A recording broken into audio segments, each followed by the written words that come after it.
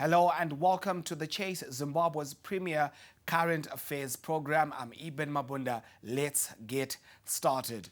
Now, of course, we are continuing with our series, the election series, right here on ZTN Prime.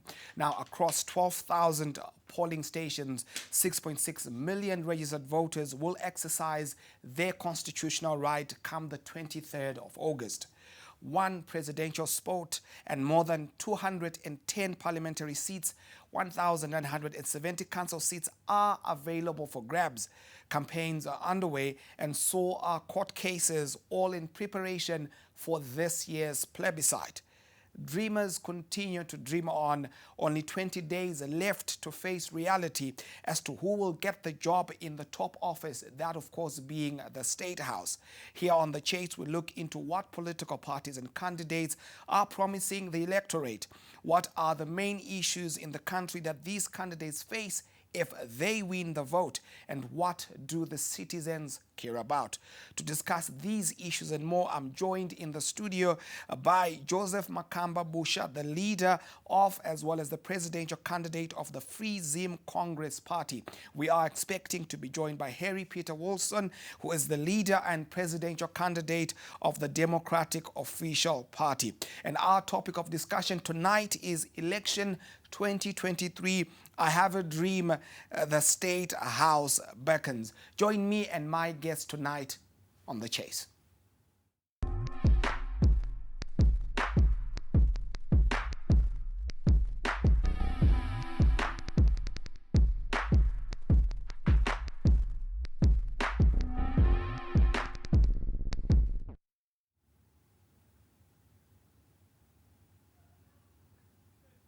Hello and welcome back to The Chase, Zimbabwe's premier current affairs program. I'm Eben Mabunda.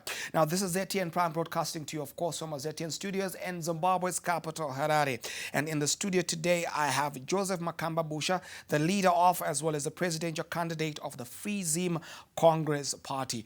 Good evening, Mr. Busha, and welcome to The Chase. Good evening to you and the viewers of Chase. Fantastic. And of course, we're expecting to also have in conversation Mr. Harry Peter Wilson, the leader and presidential candidate of the Democratic Opposition Party. Now, here at ZTN Prime, our values are dignity, dialogue, as well as debate. All views expressed on The Chase are those of our guests and do not reflect the views of Zim Papers 1980 Limited, the Election Resource Center, or those of ZTN Prime. To our viewers watching us on ZTN Prime, please join the discussion via our social media handles at Zim Papers TV Network as well as at ZTN Prime. We would, of course, like to hear from you. To get the ball rolling, Mr. Busha, you are, of course, running for presidency this particular month. And, of course, you were among the 23 presidential candidates in 2018, and you scored less than 1% of the vote in that particular run. For interest's sake, what percentage of the vote are you garnering for in this year's plebiscite? I think if you were to ask any student, being realistic, obviously every student wants to pass and every student wants to get 100%. So I'm expecting that I'll be elected president of Zimbabwe, because I think Zimbabweans have actually come to understand that they've been taken for a ride, and I hope this time they're going to use the power they have, and there's power of choice. Fair enough. And speaking of the preparations, of course, I heard of the plebiscite. I might have missed, perhaps, have you been holding any rallies to try and garner the necessary support to get you your skin in the game, of course, ahead of the elections? We haven't had any rally, and our approach, Why I not? think, this year is that we want to be able to engage people. You cannot only communicate people through rallies, but you communicate people at personal level, door to door, small groups of people. You walk the streets, you engage people on the streets, you engage them at their workplaces and so on. Because right now, Zimbabwe is just a vendor hall. Because most people are now vendors in Zimbabwe. They're selling this and that. if you go into Harare, every shop has been turned into a tuck shop. Everybody is selling goods that has been imported from outside Zimbabwe. So basically what we're trying to do... Just to come in there, before you expand on that, you mentioned that you intend to engage the masses. So the question then would be, if you're not holding any rallies across the country, how are you engaging the masses? And how strong is your digital foray as a means of perhaps getting an alternative to you reaching out to the people? So we have already started. We have been going to different towns across Zimbabwe. I've been at Bedbridge, Gwanda, Makado, doing Bulawayo. door-to-door.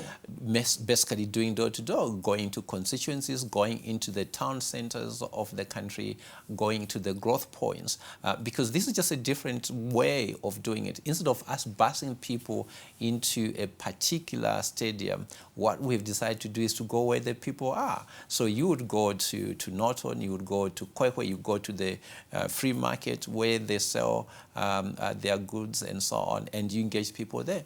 And how has that been? Fantastic. Out of interest, do you go there all by yourself? Do you have a team with which you engage these people? And what's been the outturn? How many people roughly have you been able to engage per day? Because I'm looking at the population of Zimbabwe. You've got at least 16 million people spread across the 10 provinces of Zimbabwe.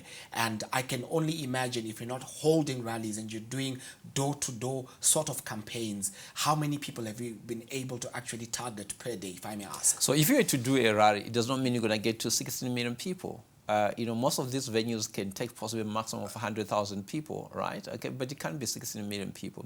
So I think the fact that you've got 16 million people, there are different ways of reaching the people. So if I go to... And you said your strategy, your way, is that of engaging people at a one-on-one basis through knocking on people's doors and visiting markets. So the question is, how many people have you been able to reach per day? As an example, you said you were in Bedbridge. Let's get on to the Bedbridge case study. How many people were able to reach? So you're not going to be able to count them, because if you get into a bus, there might be 70 people. We can estimate, if you get, can we not? Oh, you can certainly estimate, because you need to be able to say, around a particular area, okay, how many people are you engaging? So if you go with 5,000 flyers and you distribute all of them, which means we've managed to reach 5,000 flyers, because you're giving them the flyers in their hands. Okay, and for me that's more effective, because you then also make sure that they've got a chance to interact with you and possibly ask you one question. So they're seeing that actually you are with the people, you're going to where they are, you're going to their workplace, so you're not disturbing them and busing them into a bus and into a hall. Can we assume that perhaps in the build-up to this election, you've been distributing on average about 5,000 flyers per day in your campaigns? 100%, you can do that. So we can give you to say, how many flyers have we printed and have we managed to complete? How many? Distribute? So we have distributed possibly 200,000 flyers. 200,000 flyers against a population of 16 million people. Are you expecting to ramp that up as we have just 20 days before the election? So scientifically, there's what you call the multiplier effect. It means if you leave one flyer, they'll go home and they'll share it with other people. So that if you are in a home of 10 people or 5 people, they see you coming with your flyer, they say, who is this? And you share with your friends. So for every flyer you give, you're likely to have possibly 5 people who are going to have sight of it. Fair enough. Now, is that smart enough? Bog standard. Now, as we get into this period that we are in, how many candidates are you fielding across the contest for the House of Assembly? At what level? What then is the strategy? Critics contend that without a proper reinforcement in that particular regard, that might not deliver the intended results. Or should you get to be the favorite candidate in as far as the electorate is actually concerned, that might jeopardize your attempts to actually govern the country? Your take? So basically, when people go to vote, they have got 3 axes or choices they need to make, at council level, a member of parliament level, and presidential level. So basically, you know, we're saying that people have got that choice, and they vote any individual. So they will also vote for the president they want. So if it were 16 million people, they will choose the president they know, the president they've heard of, or the president they feel possibly have not let them down. So if you have a president or a candidate that has been letting you down, certainly you don't want to vote for that person. So you're going to have those votes that basically are going to be converted through the messages, through what they're hearing. But also when you get, and I think your question is that when I become president of Zimbabwe, and possibly we do not have, because we do not field all the members of parliament, and when I'm president, what am I going to do in parliament? Because okay, we're looking at over 200 seats 210 in the National seats. Assembly that will be occupied by, assuming that your party actually gets to be right at the helm of things. How do you intend to govern with 210 members of the House of Assembly that are not from your political party? It does not mean that when people sit in the House of Assembly, in Parliament, they're just there to oppose what is there. If you put a policy that is sound, if you put a policy that drives Zimbabwe forward, if you put a policy which brings in the shared vision we have, why wouldn't they support that? If I say that we want to refurbish Parenya to hospital, we want to make sure that every district, you know, has got more than one hospital, we want to make sure that every school has got a clinic, why would somebody oppose that? So I think, you know, it's a question of what you're putting on the table, but I don't see any Zimbabwean, any member of parliament who is going to go against us respecting the constitution, who is going against us making sure that there's free health, who is going to go against us making sure that there's free education, quality education, who is going to make sure that Zimbabweans are not being ridiculed outside the country when they seek medical aid elsewhere, and then they're being told to go back to your country. Right. Of course, we spoke about the element of the rallies, and you said you've not been holding those, but there have been some form of reports that some rallies for particular political parties are being banned. I would still ask whether you have encountered such, or whether any of your meetings that you have sought to actually hold over the past several weeks, if you have encountered any such challenge today. So there are a few things we need to do. So after these elections, I think we need to really push for electoral reforms, because you cannot get in the middle of a contest, in the middle of a process where new rules are being put in place. For example, our banners are being taken out. Okay. Now, then you get officials saying, well, if you want to put a billboard, it must get approval in the middle of elections. We believe that rules cannot be changed in the middle, and those are things we need to be able to look at. That, you know, we must be able to hold these elections in a peaceful, free, and fair environment. You've got places where people are putting their billboards, like at toll gates, and I bet if I were to stop at a toll gate and go and put my banner on a fence, the security that is there, both the police and the military, possibly won't allow me to do that. But the president is putting, his billboards right on the fence of a toll gate, which is supposed to be a national key point. And because all of us now, we are equal, it means then he must also go through the process of applying, for permission to have his billboards removed. My stuff has been removed. Kasquel's stuff was removed, and then they said, well, you must seek approval, and that was not put together or put forward before people started campaigning. We think that when the election date is proclaimed, candidates must be able to campaign freely, as long as they're doing it within the constitution and the laws of the countries and the bylaws of the municipalities and councils. So what's the reason for us going to apply to the police for permission to use a stadium? And I'm aware, Triple C, Sirari, some of them has been disrupted, or the application has been turned down for one reason or the other.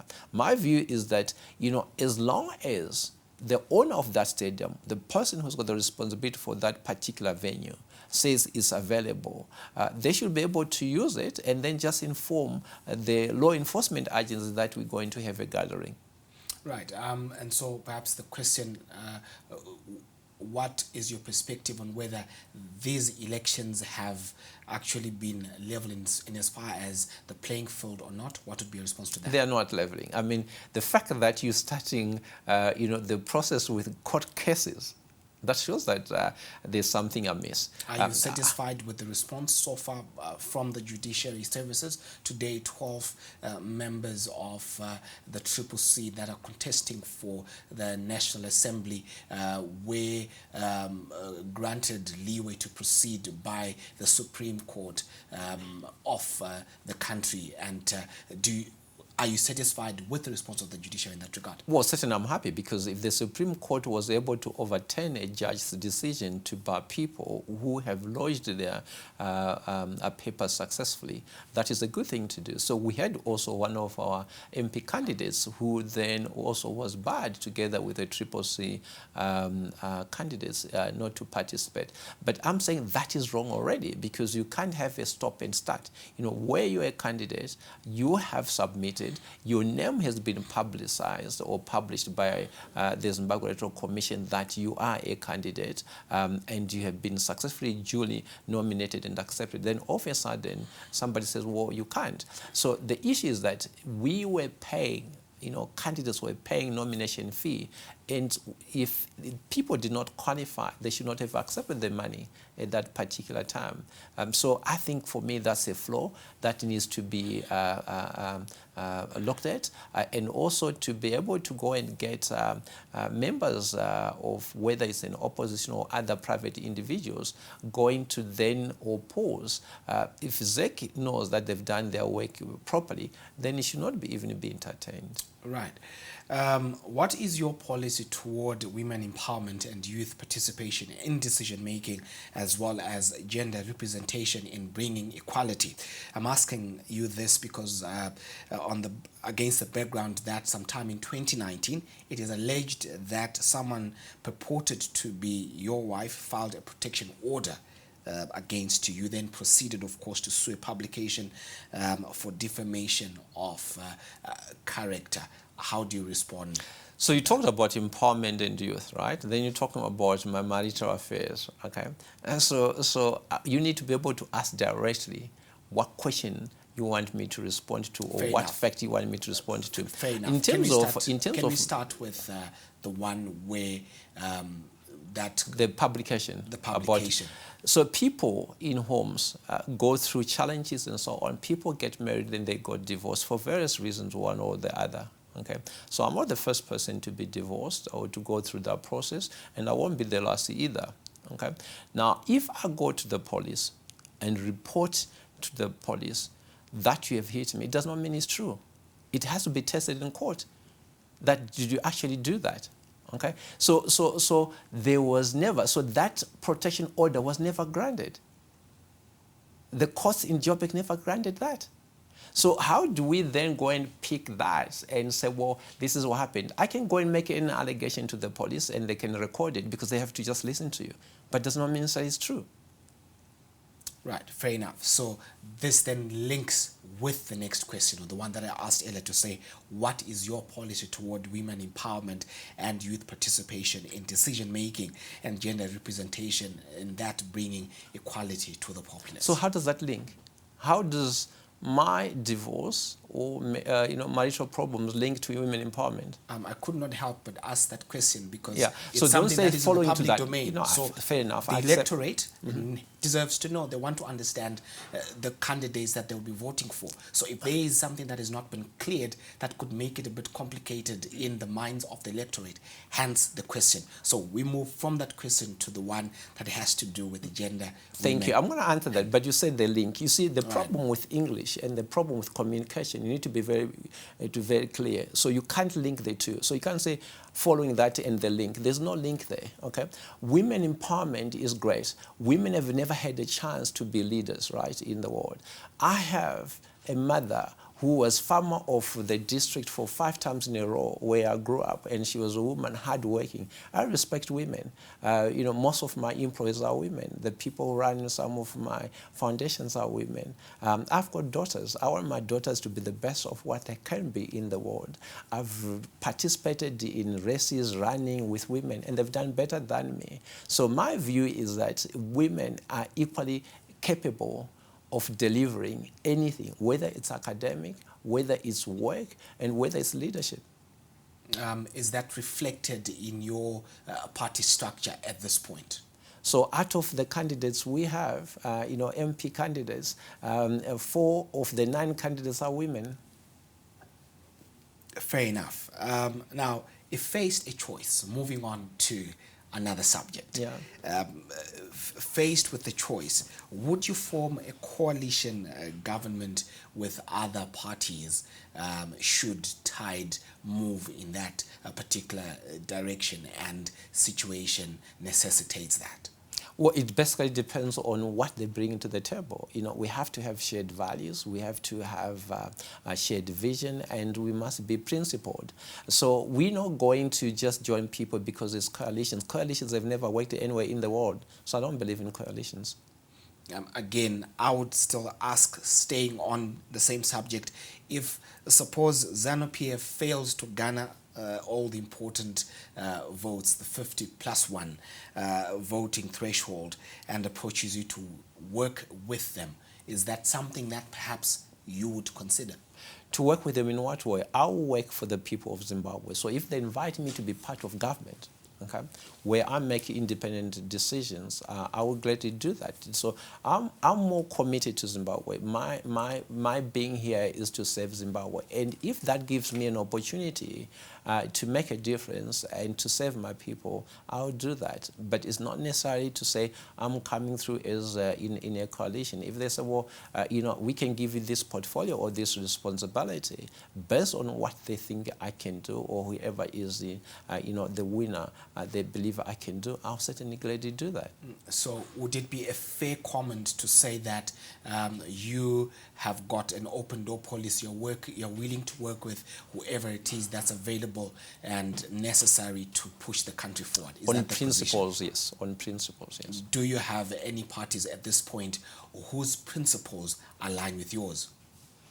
Right now, I don't think there is any of them, you know, where our principles and value system is the same.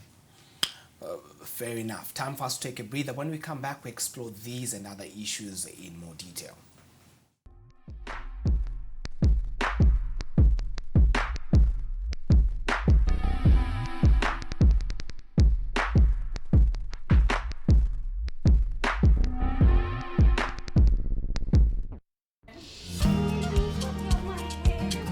Give every morning the smart start it deserves with your favorite homegrown breakfast cereal. Nestle Ceravita. Fortified with Grain Smart, a smart combination of ions, vitamins and minerals. Your family gets all the energy they need to make the most of every day. That's why every morning deserves a smart start. Nestle Ceravita. Highly nutritious, simply delicious. Yawuya isifikile. Introducing the $dollar funeral plan. If you are a vendor, burial society, church, cooperative, organized group, this is the plan for you. For just $1 only, you can be covered. SMS live to 712 and we will call you back. We are Mose Wazani Lonke for just $1 per month. First Mutual Life. With you, for you. I feel like I've got a word for somebody. Life, just as we all know it, is full of emotions. Hakuna kana game one, where in 90 minutes you can be able to fully express yourself. Like football. The chance, and it's a goal! Otherwise, oh, it was a spectacle. If our favorite player scores, hi, boy, jubilation! But if they miss, I'll get to shame. If the referee makes a very bad decision, we are so disheartened. If our team loses, I could go on and on and on and on. But simply put, football is 90 minutes of pure emotion. Let your emotions run wild with the Castle Lager Premier Soccer League. Bora Redu, live on ZTN Prime.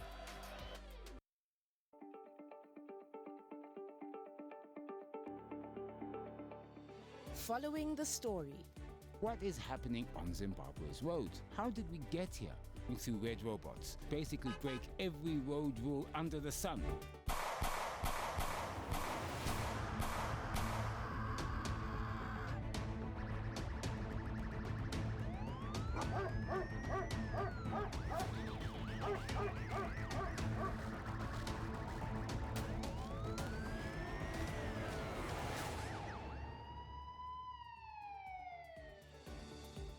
So inini ndakadhakwa nembanje dzangu ndikaenda kuchipatara ndaunorapwa ka handibatsiri asi ndikazvishaya teteka aiwa. Deeper analysis. So, are you ready and prepared if violence rears up? Jacob Mafume's party has taken hostage of them. The videos are there. Do not be drawn into the debate of discussing issues that are subjective. He said when he grows up, he would like to be like me. Just to put you in there. Good evening and welcome to the program. Just to break the ice, what is ZINEF's mandate? To promote media freedom. And money matters. Coming up, Tanganda Limited is set to bring online a macadamia processing plant. Now, Zimbabwe Stock Exchange listed company Seedco Limited has resolved to suspend indefinitely its proposal. Every week on ZTN Prime.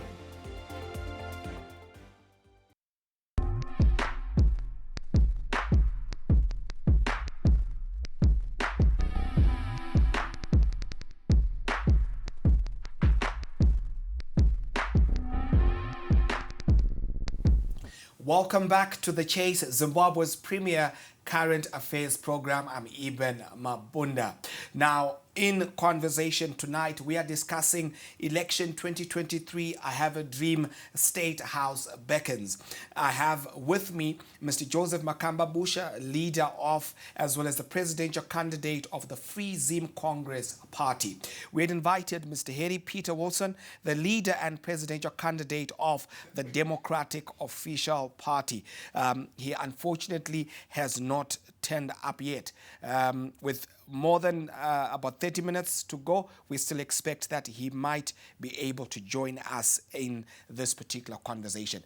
Mr. Busha, carrying on from where we left off before the break, assuming you actually get to win this particular election, what would be your setup be like? But perhaps just before we get there, to our viewers, please be informed that you will get an opportunity to ask questions to Mr. Busha with regards to his political intentions ahead of the plebiscite. And the number that you can call is 0242 702 867. Again, 0242 702 867. That number, of course, will continue to appear at the bottom of our screen. I'd ask to say, suppose or assuming that you actually win the 2023 elections as the president of Zimbabwe, what would be your running structure look like? So basically what you want to do is you want to make sure that all the institutions, the governance, the organs of governance in government are properly run. So you want to strengthen all the institutions we have in Zimbabwe. That is the judiciary, you want to strengthen that. The parastatals or state-owned entities like ZESA, National Railways of Zimbabwe, any organ that is part of the governance structure for service delivery. You want to make sure that that is functioning well, and it is basically staffed with highly experienced men and women of integrity, so that we are able to give Zimbabweans what they deserve. And secondly, I think what you need to do is to make sure that you separate the powers of the executive and parliament and so on, because currently, the executive and parliament, there's conflict of interest because, the constitution says that a deputy minister, minister, and vice president cannot hold any two public positions, but they do currently in the country, and I think that is wrong. We're also going to reduce the number of the executive from the number of ministers that are there, I think 31 plus some deputies, to about 15 in total without deputies at all. That's half. Half of them, yes. I think with 15 ministers, you are able to run an efficient government that is not bloated and where, the benefit is not only going to the executive. Right. Now, understand you were not a part of the POLAD, which is the Political Actors Dialogue, and you are on record for having said that POLAD was useless. Do you still hold on to the same views, and is it something that you would consider going into the future?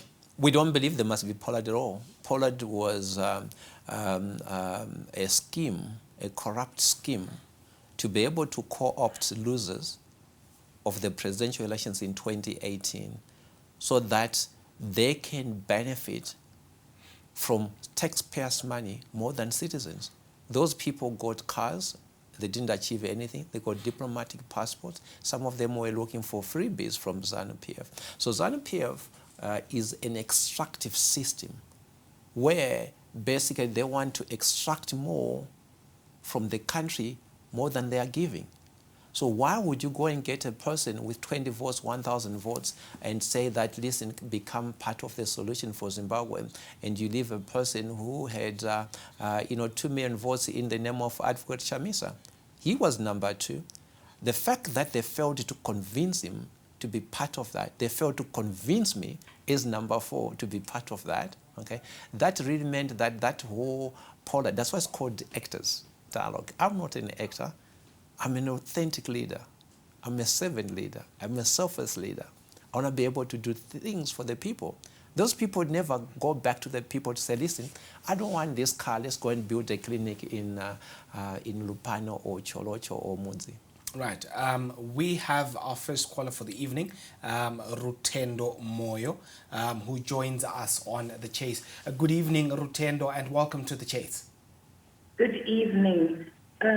My question tonight is, so you are relatively new on the scene, and would it have been better for you to start maybe on council or parliamentary level rather than go straight to the presidential level?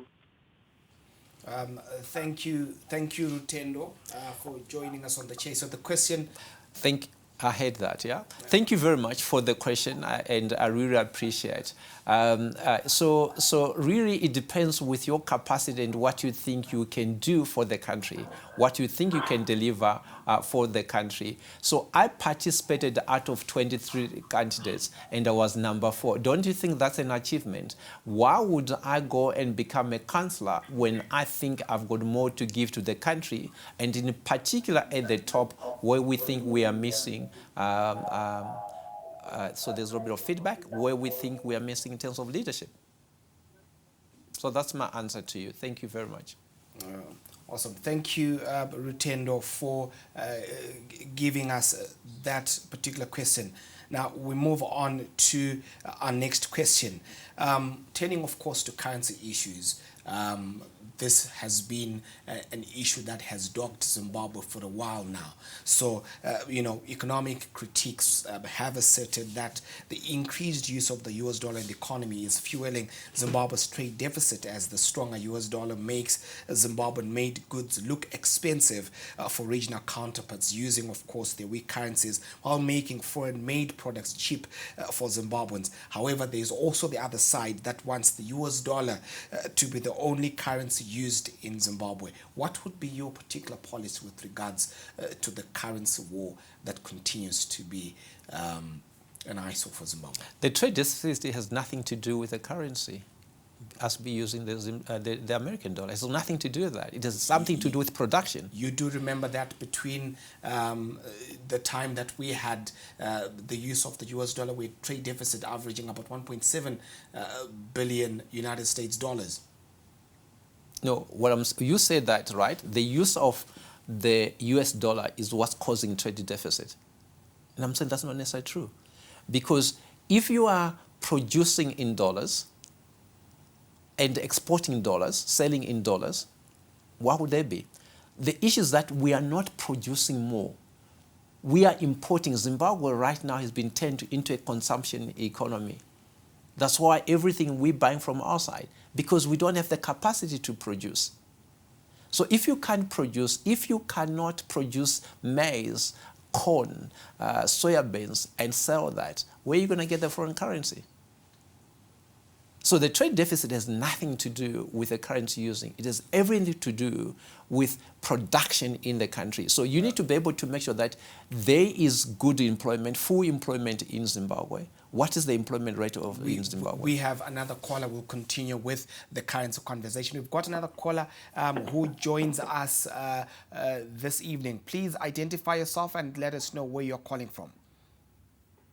Okay, my name is Leonard, calling from Harare. Good evening, Leonard. I wanted to ask a question. Sure. Please proceed. Say, what are your chances of winning this 2023 election? Thank you, Leonard. My chances of winning the elections, having come number 4 in 2018, President Mnangagwa was number 1, Advocate Chamisa number 2, and technically number 3. So my chances are as good as the chances of those two candidates. But I think all things equal, my chances of winning these elections possibly are above 70%, because you have called and you understand that I represent your aspirations and I'm the best candidate to take Zimbabwe forward. Because for the past 43 years, we have failed to create enough jobs to be able to absorb the unemployed youths. We have been actually not by choice forcing people out of the country to be maids, to be nursing aides, to be caregivers, and to be vendors between South Africa and Zimbabwe. So when I grew up, we would come into Harare and you would not spend more than 3 months without getting a job and would buy here. Today, Zimbabweans, their shopping center is the city of Johannesburg. So I will change that. Thank you, Leonard, for that question. We also have another caller who's joining us now. Good evening and welcome to The Chase. Good evening, how are you? Please identify yourself and proceed to ask your question. Okay, I'm Bruce Makoni. Bruce? Makoni. Sure, thank you. Okay, I wanted to ask a question. Please proceed. Okay, what structures have you put in place? Thank you very much. So basically, when you talk about structures, you might be talking about structures for the campaign. So we do have representatives in terms of the campaign structure, not as elected people or people seeking elections across the country. So we do have people in all the provinces of Zimbabwe that basically identify themselves with the values and the principles and the aspirations of Free Zim Congress. But in terms of putting structures, when I become president, I didn't mention that I'm going to restructure the executive to make sure that we trim it down. I'm going to make sure that people get what they are worth. I don't believe that ministers must be getting cars that are quite expensive. They must buy their own cars. That's why they get paid. And when they get to government, they get into a minibus to be shifted between one department and another. I just don't believe that currently the ministers in Zimbabwe deserves a car worth $60,000. So when they come from their home, homes, they'll get into an H1 Hyundai or any van, and we make them do government work, because currently they abuse state resources, because when the driver goes to pick these officials, they run errands, they take the officials' kids to school, they go to the shops, they drop this one and this one, yet they're not really doing much for the country. So those are some of the structures I'm going to put together so that we are efficient and the country's resources go more to service delivery to the people than the executive. Thank you very much for that question. We also have another question that is coming through from another caller. Good evening and welcome to the Chase. Good evening, hello. Hello and welcome. Please identify yourself and tell us where you're calling from, then proceed to ask your question. You are talking to Rudo Machena from Chitungwiza. Yes, Rudo. Thank you, Rudo. Please proceed. Okay, you came fourth last time, but you have been quiet. Will you win? Thank you, Ms. Machena, I think for the question, and I trust that the people of Chitungwiza are listening and they'll vote for me because I believe that Chitungwiza is one of the largest dormitories for Zimbabwe, is neglected. People, there's no facilities, recreational facilities. There's only Chitungwiza Hospital that is saving, I think, the population that could be coming to 500,000 or if not 1 million by now. I believe that because Zimbabweans understand what they've gone through, Zimbabweans are tired of pain and suffering. Zimbabweans don't want, this second republic or so-called second republic because in 1980 Zimbabwe was declared. In 1980 at independence, the late President Mugabe declared the name of this country to be Zimbabwe from Rhodesia. So I think people want to go back to the glory days, the promise that we had in 1980. And I believe I'm the torchbearer and I'm able to deliver. And if Zimbabweans get to understand that, people have been singing the same songs, the same promises, and they've got nothing to show for it, this time they're going to reject them and vote for the alternative. I'm the alternative government because those who are there already, in particular the front two, they've been in government and they've got nothing to show for it. Right. Getting back to some of the policy issues of note in this particular conversation. Again, getting back to the currency issue. 4 years ago, you are on record for having said that the local currency was useless. Instead, you advocated for the use of the US dollar as well as the rand. Is that still your position? And so why? That was in 2008. I had a policy conference at Rainbow Towers, and I said, well, because of the crisis, we need to be able to make a decision as a country to adopt one currency until responsible leadership, a responsible leader comes to the helm of the country so that we are able to stabilize prices. At that stage, I said, Zimbabwe imports more than 60 billion worth of goods, rand worth of goods from South Africa. Now, wouldn't it make sense for us to just use the rand because that's where we're buying most of our goods? So you get dollars, then it's going to change into rands in South Africa. Whilst we're trying to make sure that we get our factories working, we get Zimbabweans working, because it's only when you're producing, when you are able to export and get foreign currency in there, that your foreign reserves will be able to stabilize the currency. Actually, in 2018, I took the president to court for him saying the US dollar is equal to the RTGS. Yet at that stage, during the cyclone Idai, when America donated 2.5 million, he said, well, listen, I got the real currency, the real dollars, not RTGS. So that's what he said. So he actually mocked his own currency, yet he believes in it. So I took him to court for that. The governor responded. The Minister of Finance responded to that. And he still hasn't responded, to the issue that you cannot make that assertion that the Zimbabwean dollar or RTGS is equal to the US dollar, yet you ridicule that I got real currency now. Mr. Busha, we have got another caller on the line. Good evening and welcome to The Chase. Please identify yourself, where you're calling from, and proceed to ask your question. Okay, my name is Nomo Sol. I'm calling you from Bedbridge. And my question is, he's saying he has been everywhere campaigning, but we haven't seen you here. Nomo, where did you say you are residing? Bedbridge. Did you say Baitbridge? Yes. Okay, Nomo is calling from Baitbridge. Well, I was, at Bedbridge. We might not have come to the area where you were, but we went to the central bus station in Bedbridge.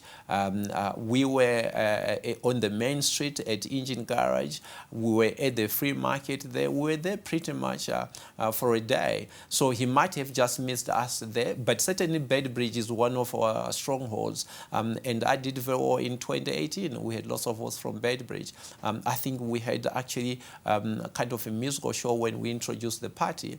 We donated about 5 bicycles and motorbike, and I think we had at least about close to 3,000 people who attended that function. Fair enough. Moving on, Zimbabwe is currently having to deal with a power situation which is critical, of course, for industry. And of course, under the President E.D. Mnangagwa administration, we have seen the refurbishment of Wange Unit 7 and the coming on board of Wange Unit 8, which would, of course, go a long way in sort of transforming the narrative from a power situation. Now, the question is, if voted into office, what would be your long-term solution to the power situation in Zimbabwe? Bearing in mind, of course, that this is a challenge that is across the SADC region, South Africa, Mozambique, Zambia, and several other countries also battling to see to it that they come up with a long-term solution to the power situation across the continent. Power is the elephant in the room. Power, energy is the elephant in the room. So what you need to do, if you're a leader of a country, you need to make sure that you've got power, enough power. You've got power to power the hospitals, power to power the industries, power to power agriculture. You can't do all year out farming if you don't have enough power. So what you need to do is you need to be able to say, what resources do I have? What natural resources do I have to take advantage of so that you can build a competitive advantage? Zimbabwe is blessed to have lots of natural resources we can use to be able to have a good broad mix of energy solutions. We are the largest lithium holder in Africa, deposits, possibly in the top 10 in the world. So we must find energy solutions around battery storage and so on, and solar. We need also to be able to say, from hydropower perspective, how do we increase the capacity, barring the fact that some years you might have drought and so on. But we need to be able to do water harvesting. We need to be able to say we've got enough water in Lake Kariba to be able to make sure that hydropower becomes one of the contributors towards the energy. So you could say, how much contribution are we getting from hydropower, from solar power, from wind power, from battery kind of related power, from waste management power or renewable energy. And when you build that mix, that hybrid, then you might be able to find that you actually have got enough power to be able to meet our local demands and hopefully export to the region as well. Now, just of course, as a reminder, we had invited Mr. Harry Peter Wilson, the leader and presidential candidate of the Democratic Official Party. And as you can see, his chair remains empty as we proceed with the conversation.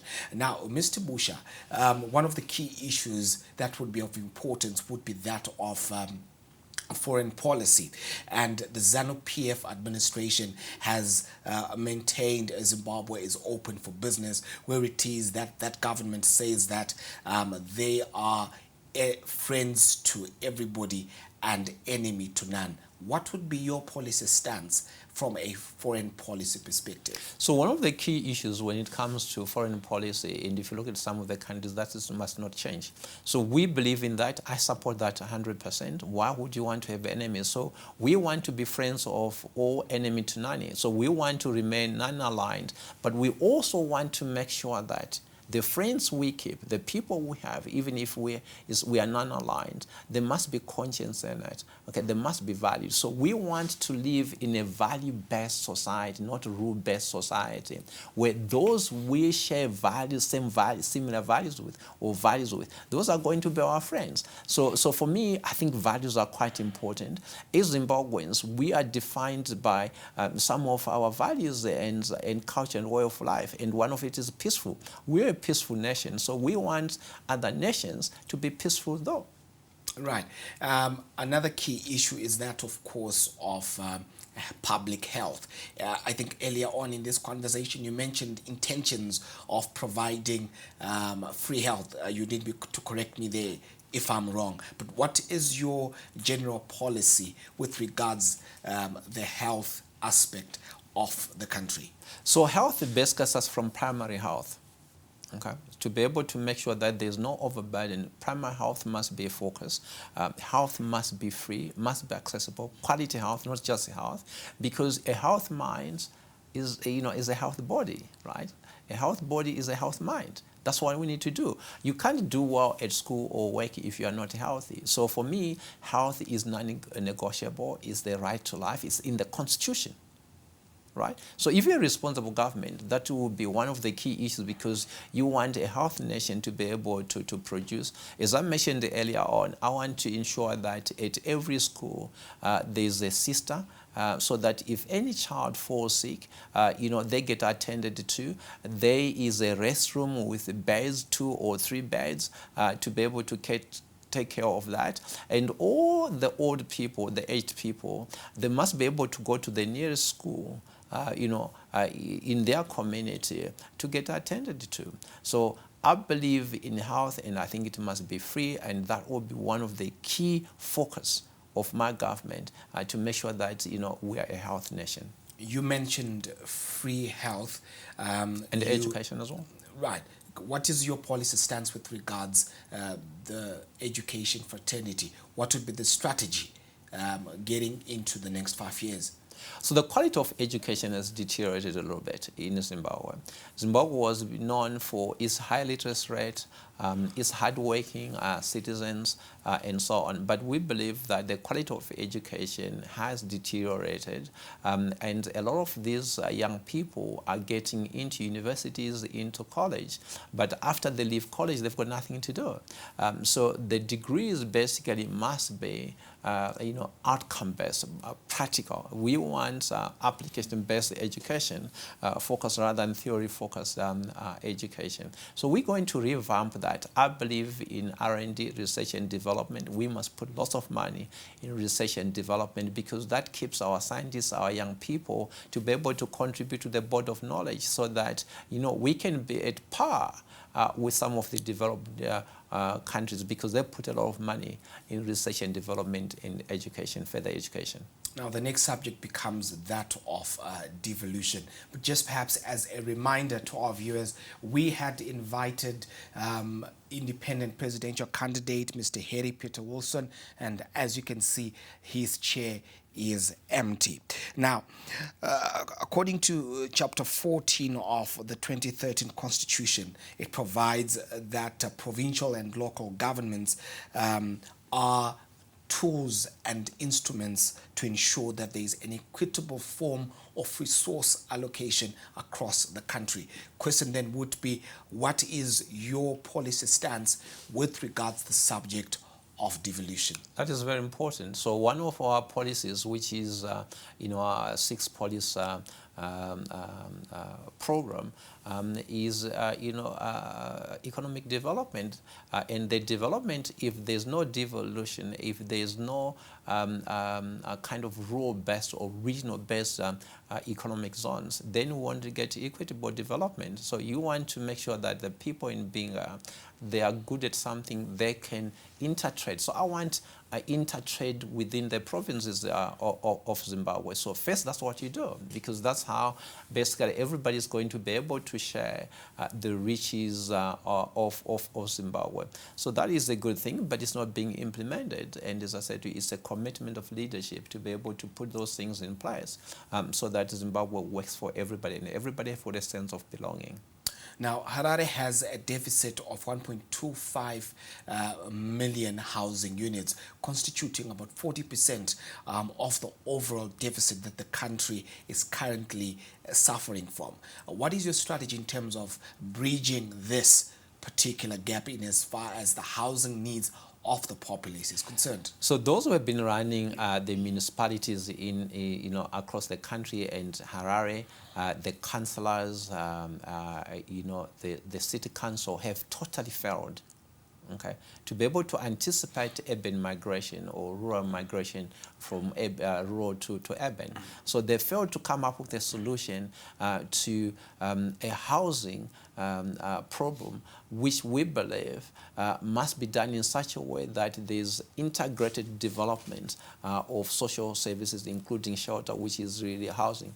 I don't believe that the current model that is being pursued of saying wherever there's open land, people just build houses, wetlands, people are building houses and so on, where there are no services as well.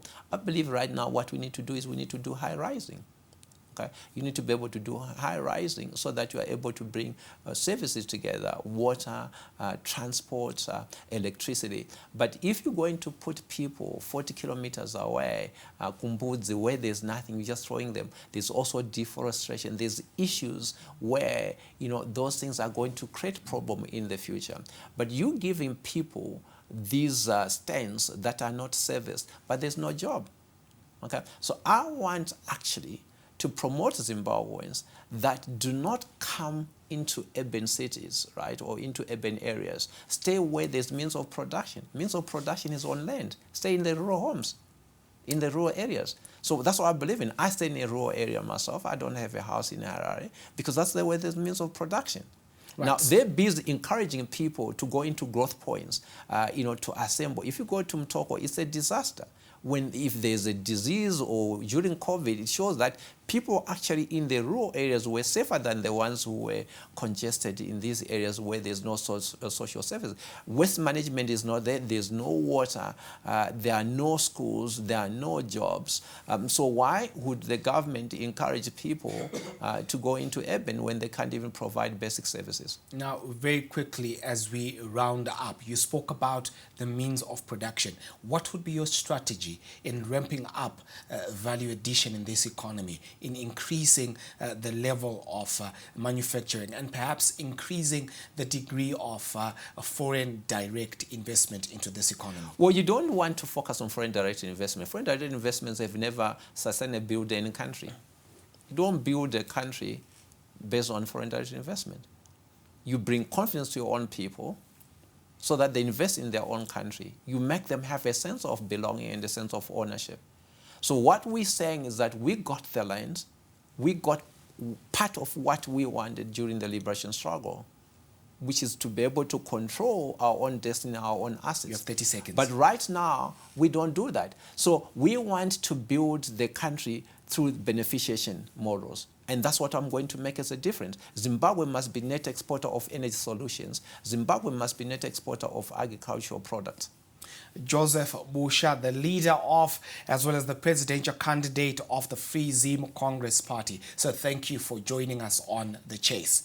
Thank you very much. The chair for Harry Peter Wilson, the leader and presidential candidate of the Democratic Official Party, remained empty throughout the course of this program. Now, this, of course, marks the conclusion of this edition of The Chase.